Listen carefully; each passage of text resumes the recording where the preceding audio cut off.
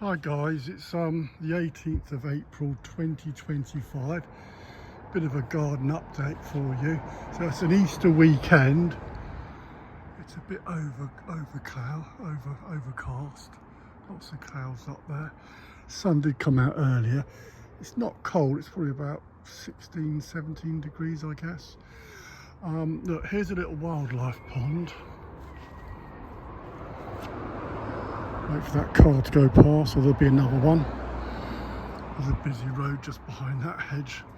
We've got the hedge high to try and block the noise out, but unfortunately it is what it is. I've tried to create a little sort of wildlife habitat in the garden. And we'll have a look round. Anyway, look, this pond was probably put in about 10 years ago. It's an irregular shaped bathtub. Plastic bathtub, you wouldn't know, would you? A little bit of white plastic there, you can just see. So I've just took a bit of the duckweed out of this pond because it gets a bit choked up. It's only a small pond, so it needs a little bit of maintenance. When I take the duckweed out, I normally put it into another container, and I can check if there's any animals in there that I can put back into the pond. It does get choked up quite quickly. There are lots and lots of newts in here. The species that I've got in this pond, flipping road, the species I've got in this pond are palmate newts. The UK's got 3 species, the palmate, the smooth newt and the great crested newt. The palmate is the smallest newt. The smooth newt's a little bit bigger and the great crested newt's like a monster. We don't have those in this pond. They normally prefer bigger, more wild ponds. They're also heavily protected by the Wildlife and Countryside Act. Anyway, look, the pond is well established now. We've got lots of life in here. The iris is growing back now. We've got curly-leaved pondweed in here, which is Potamogeton. I think the newts like laying their eggs on that. I've got a little waterfall there, which I put on in the spring, gives a bit of aeration, just a bit of a gentle flow of water. The butterbur, this is butterbur. I just planted a couple of those a few years back. It's done really well. It's quite a bit of a thug of a plant really, but I don't mind. It's a native species. It's welcome. I can trim it back when I need to. So that's butterbur. It's got these big heart-shaped leaves.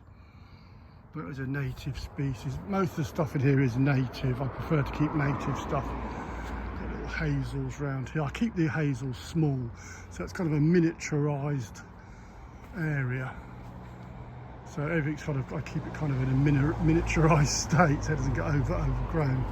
We've got a big old wood pile down there, which is really good for the amphibians.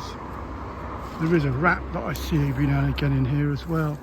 I think the neighbours poison them, so there are never that many around. We've got a little bit of my wife's influence there with the old metal heron. He's nice. Hello heron. Got the bird feeder, water bath for the birds, bird bath. So yeah, let's have a look over here. Oh there, look at the, oh actually I'll just show you that. Look, that's the little miniature apple tree. That's a Malus John Downey golden horn. It has beautiful little yellow apples, size of small marbles in the autumn time. If you want a small apple tree that doesn't get too big, this is an ideal plant for a small ideal apple tree for a small garden. Malus golden hornet. Look at that lovely blossom. Some bees love that. That's been there a couple of years, I guess. I actually planted a pear tree as well the other day. This is one of those ones from like those pound shop places. It was a bit miserable when I bought it, but it was quite cheap. It's actually growing quite well now, poor thing. It was almost dead when I got it. You know, you see them in like the pound shop or like Home Bargains. They all look a bit miserable. They've got them bundled up and they're in the heat all the day long. But this one's done all right. It's coming back really nice. It's got some nice green leaves on it. There's the this is the slow worm area. I call it the slow worm garden. This is the extra thing I put in recently. That's a big lump of silver birch. It's like a standing deadwood that I've put in there. It's held, I banged it into the ground, I buried it into the ground. I've got a steel old bit of water pipe just holding it up behind it so it stays upright. And I've drilled lots of little holes in it, 6mm and 10mm holes, I think. That's really little insects or wasps and things can go in there and make use of them as a little nesting zone. This has really gone wild now. I've got another big, that's a big old log heap, and I chuck compost and old grass and stuff on there, so it's a big old mound now. We've got the wood ruff, that's the wood ruff, that pretty little one there, that's wood ruff, that's native. That has little white flowers. A lot of these things I've just sort of found out and about, I've planted them and they kind of really just spread. That's euphorbia, that's a nice native. Even the butterbirds in here as well, geranium there. Let's go and see if we can see a slow worm. There was one out earlier. It has gone a bit overcast. It's getting to the end of the day now, so you may not find one. There was a young one under here from last year. Oh, there he goes, there is one. You can just see him there, look, there he is. Oh, he's pulling back, that's a little baby one. So that's a little slow worm. Sometimes I've got some bigger ones in here under these bits of tin, but it is the end of the day now, so they've probably all gone in now, yeah. They're often in the compost bin as well. They like going in here. I chuck all the grass cuttings in here. There was a big one in here the other day when I opened the lid up, but I think they've gone down for the day. So yeah, that's that. There's a red currant growing here, so that's all good. It's all good stuff for wildlife. That's the bane of my life, that laurel. My wife won't let me cut it down. But I've surreptitiously been reducing its height without her realising. It used to be like 3 times this big. It's a bit of a monster really. I would like to get rid of it, but plant something else native there, maybe a hazel, but I'm banned from it. Anyway, I better not say no more about that in case she watches it. That's this video. Got a couple of grapevines I've growing here. That's just to cover the hides the neighbour's house. We've got some dead branches off the old leyland. My wife wanted that covered up a bit. We've got some camouflage netting. I'm hoping the grapevine will take the place of all that stuff eventually when it gets cracking. Got some echiums here, they're nice. They came from Ventnor Botanic Gardens. I grew them from seed. They're obviously not a native. I think they come from the Canary Islands, but these grow massive, 12 foot high. They're going to take a while to get there, but they're doing well though. They're getting cracking. They're like a nice south-facing elevation to plant them on. That's Nelson's paddock, my tortoise. You can't even, there is a little fence here which you can't even see anymore. I've got a couple of native Mediterranean palm trees, the native to the Mediterranean, not to the UK. Camarops humilis. They're growing really well. I think I shouldn't have planted 2 in there really. I didn't know they'd go off so well. That was really small, that one, but they've really taken off. But there's still enough room for Nelson to rummage around in. There's a little native hazel hedge there.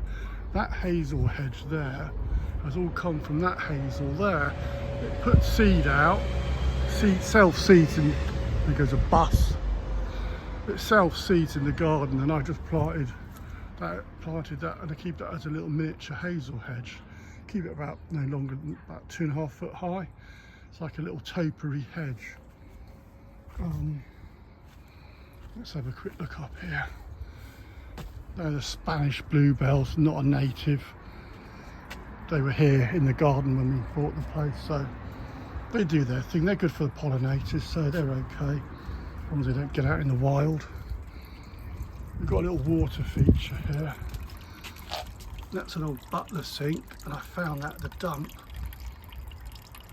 And that just trickles out water. There's a little pump in there, and got some little water plants in there. Got marsh marigold.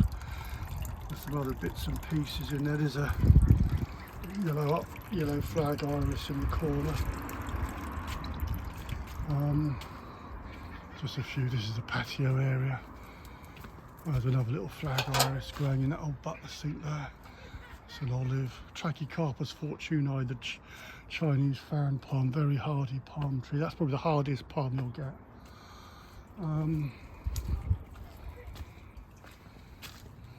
Yeah, the honeysuckle's doing really well. That's taken off now. Probably I had to put that the old pergola fell apart, so we've put a new one in. And yeah, I don't know, that 3 or 4 years ago. Difficult to keep track of time. Even the wisteria is getting cracking. If any of you have planted a wisteria and it's doing nothing, don't give up. This wisteria is still not massive, but it's starting to get going now. For probably the best part of 7 or 8 years, it did absolutely nothing. I was tempted to remove it, but suddenly the last few years it's got cracking. It's even going to flower soon. So be patient with wisteria and it might reward you. Just another herbaceous bed there. That's many geraniums in there with a bit of ivy. Oh, this is a little fairy fountain. It's not doing very well at the moment because it's solar powered. My wife works there. I try to create her a nice little vista to look out on. We've got a little bird bath there. The pigeons like to go on that. And that's here's the resting place of our little Jasmine, our little cat. She died in February. We miss you, Jasmine. She was nearly 19, so she was a very good age. Anyway, let's go and look round the side. Have a quick look round there. Oh, these are little Jasmine cats. That's in our little memorial to Jasmine as well. I got those from the dump. It looks, some people might think it's a bit naff, but it's got a personal connection, so that's why I leave them. This is a shady area, so we've got lots of ivy here. That's a wall of ivy, actually. That hides the neighbour's garden. It's a complete wall of ivy. It's incredible, great for birds to nest in there. So that's brilliant. The garden's really geared up for wildlife in mind. We've got this nice dense kind of, that's viburnum and bay, and we've got a big thick jasmine here. That is really dense. I've put sparrow boxes in there. I've got various bird boxes around the garden as well. I think there's a couple up here. Yeah, I've got one up there, there's one up there. That's made out of a bit of old sewer pipe. There's another one there. I've got blackbird boxes dotted around. I've got a variety of boxes. They're my swift boxes up there. I've even got a sound system to try and attract swift. I've got to turn that on actually now. And it makes gives call signs of swifts. And they're very shrill, the old swift. These call them devil birds. And that plays out a call during the daytime hours to try to track the swifts. I'm hoping they might nest in those boxes up there. There's a pair of them up there, but so far nothing. There's another little water feature there. That's made out of an old vintage pig boiler or laundry boiler thing off an old farm. It's a big old cast iron or cast aluminium or something, but that's got iris in it. Shay, do you want to see Nelson? There he is, look. There's Nelson, the Herman's tortoise. He's in his greenhouse at the moment. Hasn't been warm enough for him to go out today. He's a bit annoyed. I hatched him out when I was 14. So that makes him over 40 years of age now, blimey. All right, Nelson, I know you can go out soon. You can go out soon. He's got his lamp there. He's got like a heated box in there. But yeah, he's all right. He can go out when the weather warms up a bit. Oh, I've just sown some seeds today as well. Got some lettuce there. We've got hollyhocks and we've got lupin. They're quite good for the pollinators. And they're big seeds as well. So if you want to grow seeds with children, lupin seeds and hollyhock seeds are really good. The seeds are big and the child can actually pick the seed up and drop it into the hole and really do it themselves. And they're both great plants, lupins and hollyhocks. I do love a hollyhock. It gets really tall and they've got beautiful flowers. Yeah, almost finished. We'll have a quick look at the other pond. This is a pre-formed plastic pond I got off Facebook Marketplace. It's only a small pond, but it's quite deep, that one. That's got smooth newts in it, that pond. So that we'll come out a bit later this evening and we'll see if we can see some newts in both the ponds. I just cleared that pond out as well of the duckweed. Like I said, I put it into a tank and I can check for any things that drop down and I can put them back in the pond. But unfortunately these ponds do get choked up with the duckweed. It gets in here somehow, and it is a bit annoying. It's probably not always a good idea to remove too much weed at this time of year because it could have eggs. The newts have laying the eggs on the plants. But I was careful, I sort of skim it off. What I do is I fill the pond up so it's really full, and I kind of skim the surface off. So it must be working all right because I've been doing that way for over 10 years and I've got hundreds of newts, so that's all good. Another wall of ivy here, that's the neighbour, and that's just a continuous wall of ivy. Good for nesting birds again. So yeah, that's about it really, a bit of an update for you. I need to top that one up actually. Yeah, like I said, we'll come out a bit later on this evening and we'll see if we see some newts. We'll bring out a torch and we'll see if we can see a few newts. There were loads out last night. Well, the rose will be growing soon, that's nice. Anyway, there you go guys, hope you enjoyed that. I probably prattled on too much, but there we go. I'll see you a bit later in the evening with the torch, see if we see some newts over and out. So let's see if we see some newts in the pond.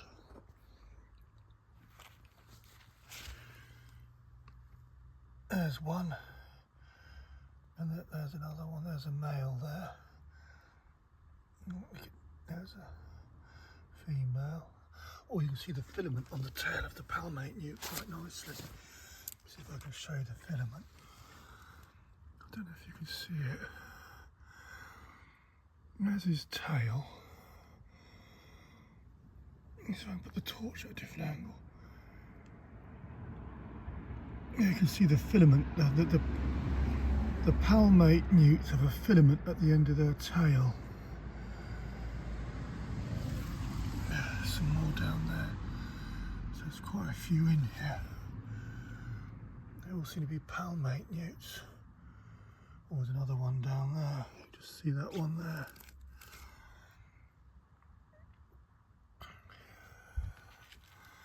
So yeah, there's plenty in the pond. There we go. Thank you guys, over and out. Fucking Amazon. Right guys, so these are I just caught a few little palmate newts just to show you. These are all females. I can't show you the males at the moment as the underneath of them. They've got little orange tummies.